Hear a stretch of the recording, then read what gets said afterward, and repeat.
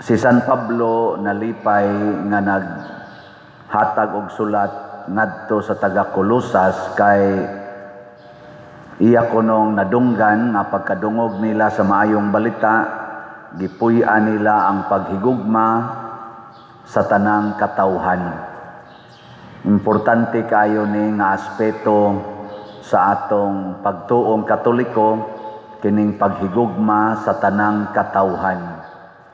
Lingiyay mong tupad, ina nahigugma kas tanan, pangutan-awa, ina ang tanan yun. Kinaiya sa gid ni Kristo, kay siya may atong model.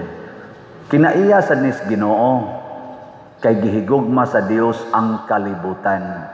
Wa siya mingon kay gihigugma sa Dios ang Israelita, kay gihigugma sa Dios ang Katoliko, kay gihigugma sa Dios sa pamailan ang Europa, ang Espanya, ang Italia.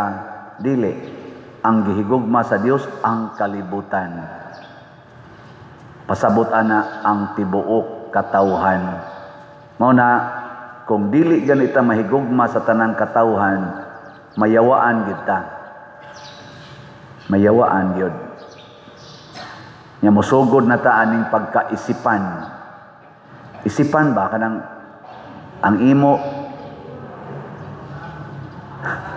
murag lahi ra ba ning pagkaisipan kay ang imo ako, ang ako. Murag inana ba? Okay ra tanang ang imo, ang ako. Nay uban mangawat yun, mo bitani karon ang kaning flood control, perti na nirong sikata kay ang para sa kaayuhan unta sa mga pobre og sa kaayuhan sa mga taong maapektuhan aning pagbaha, gikawat sa mga hakog nga mga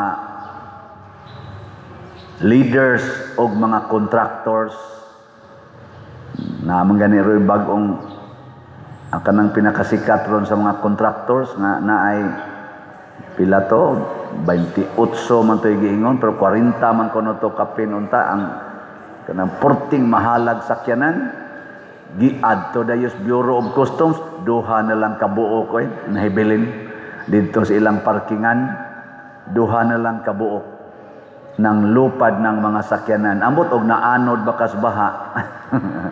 Basig na sa flood kay wa makontrol nila ang flood. Naanod siguro to. Ingon anak kamaro ang mga taong way gugma. Ang pinaka-worst yun kadang ang atong higugmaon, ang atong kaugalingon. Muna si Jesus, nagsuroy-suroy ra gyud siya, wa siya maghimog balay, wa siya maghimo og iyag yung kaugalingong kingdom. Ana, kanisad si San Gregorio, dato man kay ni sila, gamhanan kay iyang papa, ang iyang mga kaliwat, Santo Papa, mga obispo dito sa Roma. Pero siya sa iyang pagka-bright kaayo, dakog ranggo, nahimo pang prefect of Rome, nipili siya nga mopuyo sa gitawag og monastic life. Nagmunghi siya. Nibiya siya sa kalibutan. Nga giordinahan siya pagkadikon, gisugo-sugo siya sa Santo Papa, alagad siya Santo Papa, paghusay ani mga conflicts, hangtod na himo gyud siyang Santo Papa. Murag wa ni siya moagi pagkapari, na ditso ni pagka Santo Papa. Nahiuban, nahimo ng kardinal, wa lang gyapon masanto Papa. Pero ambisyoso kay mahimong Santo Papa, makig-away pa sa mapili nga Santo Papa. Pero kani siya dikon, di tagid siya gusto, kay ganahan ra gid siya sa monastic life. Pero gihimo man gid siyang Santo Papa, iya sang gi-discharge ang iyang duties, mo nang nahimo siyang gitawag og the great doctor of the church. Aron paghusay sa tanang tao, ang iyang hunahuna, ang tanang katawhan magkahiusa. Although di gina siya mahitabo, hangtod na lang matapos ang kalibutan, dili na mahitabo nga magkausa gid ta kay naa man gyud mga buangon, hasta gani rong nanimba dinhi, nagsagol man gining buangon ug ang buutan ambot pila ka kabuk buutan aning naglingkod, apil na ning nagbarog. Naa magina mga buang ug kabuotan pero nindot lang unta nga bisag naa na bisag dili gyud ma-perfect 100% nga magkahiusa ta, at least kitang mga Katoliko ang atong gugma naas panaghiusa. Ug unsaon man aron magkahiusa, ang atong guiding principles mao gyud ang pulong sa Ginoo. Mao na gitawag og maayong balita. Ug unsa may pulong sa Ginoo, kanig yung gugma, pag-alagad ug pag-antos para sa usag-usa. Labi na gyud ang pagpuyo dihas kamatuoran. Kining kamatuoran usahay sakit biya sa dawaton, usahay sad masuppo sa ta usahay.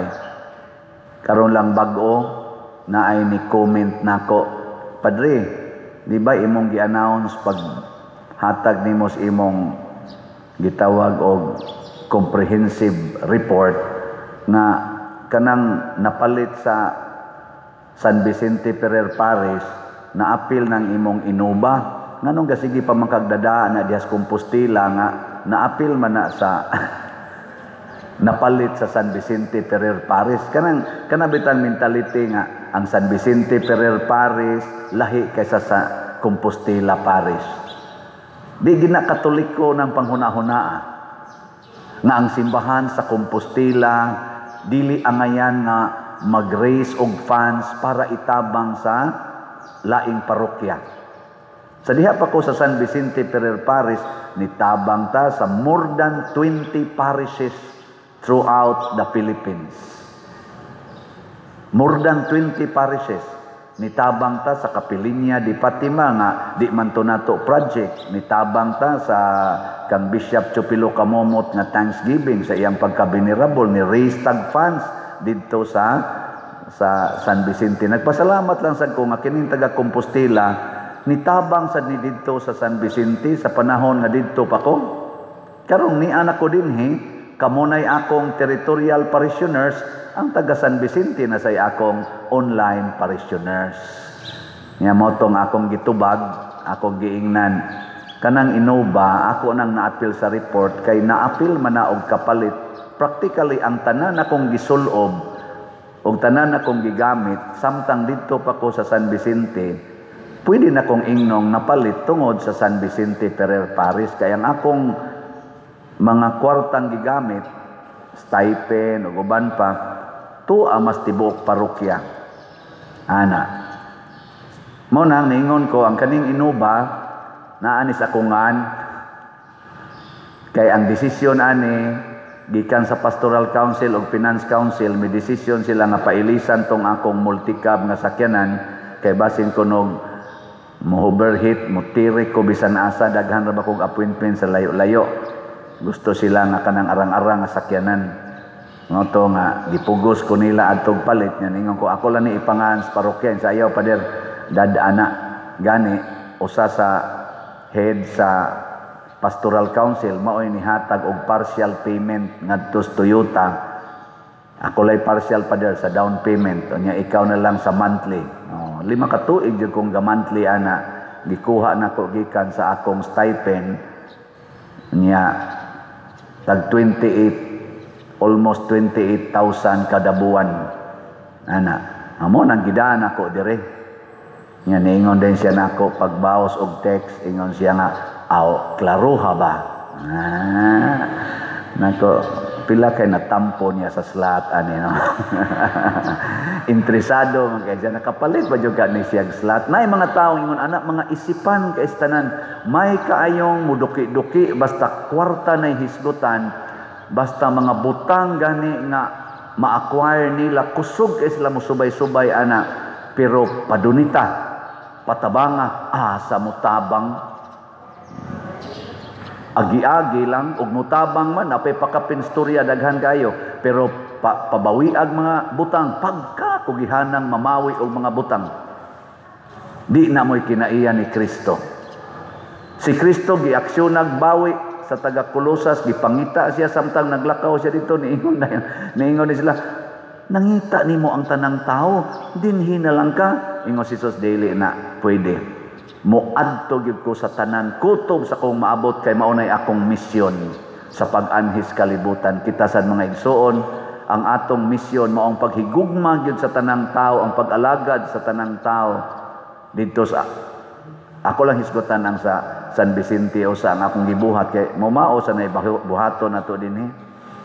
Dito pa mi manghatag mig bugas hapit 5 ka kilo nga packed rice, hapit ka 4 kada tuig.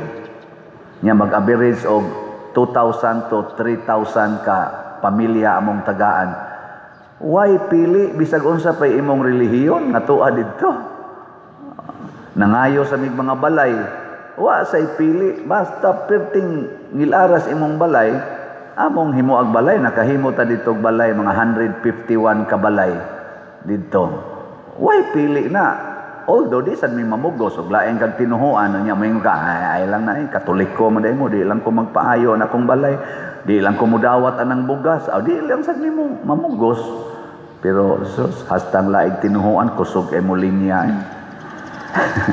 Masoko pag dili taga ano wa man ko giapil sa lista.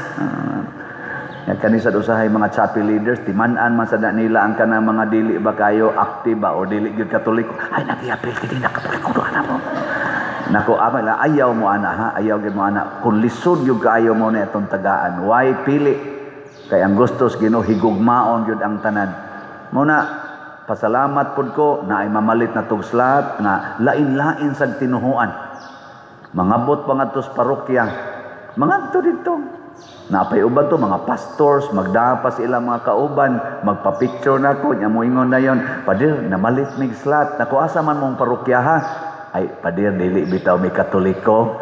Nako unsa man sa malingaw lamin nimo mo nang nibisita mo diri nako lawi ka uwaw nako ani di mo katoliko. Sa dili ana. Adto kog mga restaurants, mukalit lang na adito'y nangaon, mubarog lang kalit, magpa-picture. Nya inigingon ako, asa di mong parokya ha? Sa di pa dir, kuan mi, ana, no, laig katoliko, o laig tinuhuan. Nga naman, di ta pwede maghigugmaay, o lain mong tinuhuan.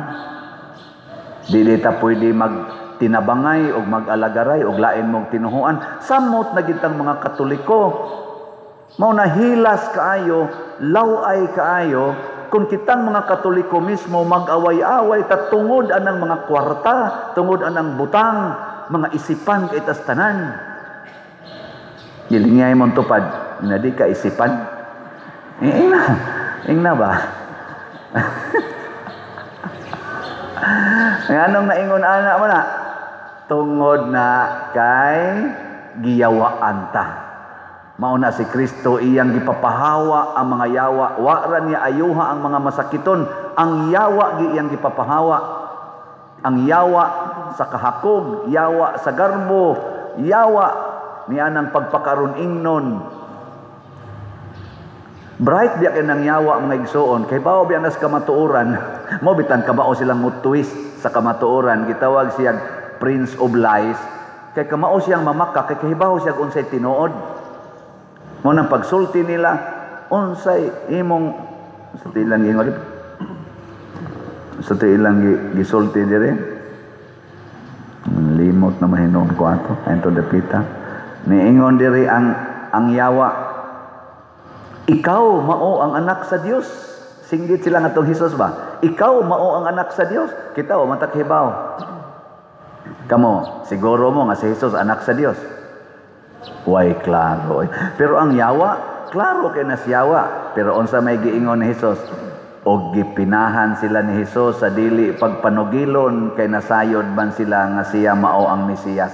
Nganong di man sila papasugilon ni Hesus? Kay ang yawa iyang itwist ang kamatuoran. Muna kon ang atong gisulti, dili na gani mo'y atong gipuy-an, mura na tagyawa. Kanang atong gisulti ba, ang atong nakatunan dili mo'y atong puy-an, mura na tagyawa. Nakatawanan kayo ang atong mga lawmakers kasagaran mga lawbreakers.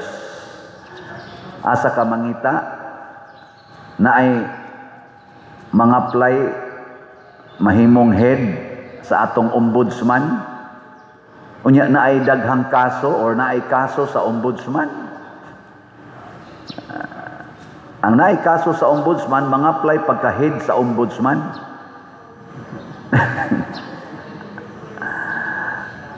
Asa ka mangita ana, legislator og balaod, musupak sa Supreme Court nga desisyon nga ang Supreme Court mao'y tig-interpret sa balaod, siya tig-legislate, di ay tig-interpret. Ang interpretasyon sa tig-interpret, supakon sa legislator. Ang nganong ga-legislate mo mong balaod, nga inyo raman dayong supakon, di man mo ganahan o i-apply ninyo. Nga naman, kay lagi ang nakatunan, dili mao'y gustong puy-an. Kamong mga asawa, ang inyong nakatunan, nga namana mo sa inyong bana tungod kay gihigugma. Nya nisaad mo sa kasakit og sa kalipay, sa kahamugaway og sa kapitos, sa sakit og sa maing panglawas. Mausad ang bana, mausad na gisaad. Kinsa dinhing mga asawaha nga wa gyud kayaw-yaw sa bana, ta sa kamot. Nato na, so good na. Kinsa dinhing banaha nga wa gyud masuko o wa gyud kayaw-yaw sa asawa, ta sa kamot. Na utrosan. Ug wa na gani misa, magsige din mo yango-ngo sa obispo, bisyap, tagain taw migmisa, tagain migmisa, padre, tagain migmisa. Kinsa ninyo dinhi ang wa gyud kapanglibak og pari, ta sa kamot. Nang wa gyud mo kalibak og pari ba? So, hasta pare inyo pag yung iapil. Mao na ato untang puy-an ang atong nakatunan.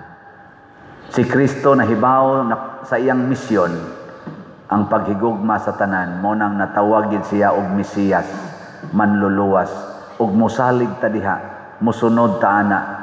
Matud pa sa atong tubag sa Salmo, sa atong tubag,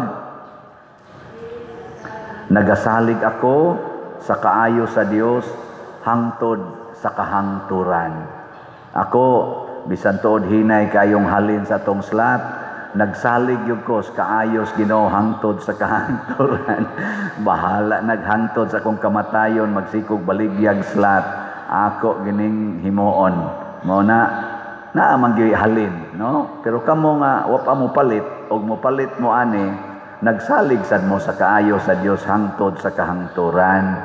Muna update lang ang atong God's reward and complete elation or grace na natayhalin nga 50,198 ka slots, na apay 649,802 ka slots nga available, tag 100 pesos per slot. Nya do na ni 70 slot challenge matag 7,165 na ang atong challenges nga nadawat. Anya ang atong Protection and Prosperity of Santiago de Compostela or PPSC, ang atong halin niabot nag 13,086 ka slots, 86,914 pa ka slots ang available, tag 100 pesos per slot. Nya doon na ni 162 slot challenge nga tag 16,228 na sad ka challenges ang atong nadawat. So pakpakan nato ba adtong Domingo nagyaw-yaw ang pipilian nato ka mga kaigsuonan kay nilapok og maayo dinhing atong palibot tungod sa kaning lapok og sa uwan. Unang ako man tong gi-announce nga may untag na makadungog bisag mo abono lag anupog. So nanay ning text nako pader og maayo ang init karon, amo na nang abunuhag anupog diha ang atong parking areas.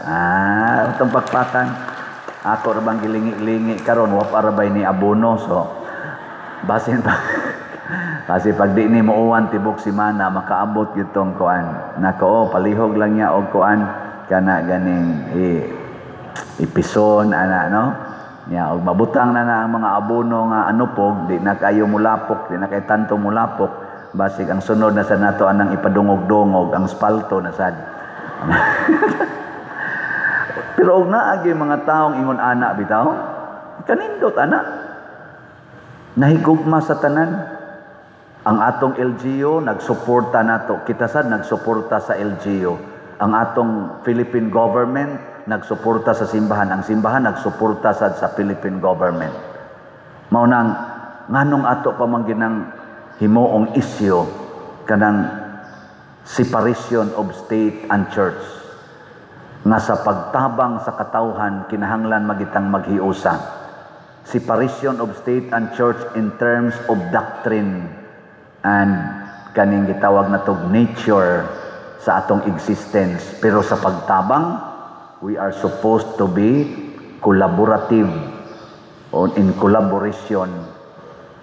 Mag-collaborate yun ang church o ang state. Muna dinis ato, pasalamat ko sa atong mayor, sa atong mga kapitan, sa atong kuan pagani, governor o uban pa, mga matinabangon kay sa simbahan. Maapil punta dinhi. Kita sad kutob sa mahimo umulo nato ang atong katawhan nga mahimong mga maayong lumulupyo aron munindot sa dangatong gobyerno. Sundo nato kita mga Katoliko ang patakaran sa Katolikong simbahan. Wa gid ta tudloi aron mamakak, aron mangawat, aron maghinakog, aron magdinao. Wa ta tudloi ana sa atong simbahan. Puy ana natong mga Katoliko munindot ning atong nasod. Kanang mga Katoliko nga mga leader sa atong gobyerno, gikan sa presidente hangtod sa barangay officials, pagpuyo mo sa inyong Katoliko nga kinabuhi, munindot ning atong nasod. Apan kung dili mo kapuyo sa Katolikong kinabuhi, malusno gining atong nasod. That is our mission. That is our duties and responsibilities. Last na lang lingi sa imong tupad. Ing na sugod karon. Ing na ba? Magpuyo na gyud ko nga magsigig palit og slot. Dita. Ayala na magpuyo kong maalagaron. Ana ha?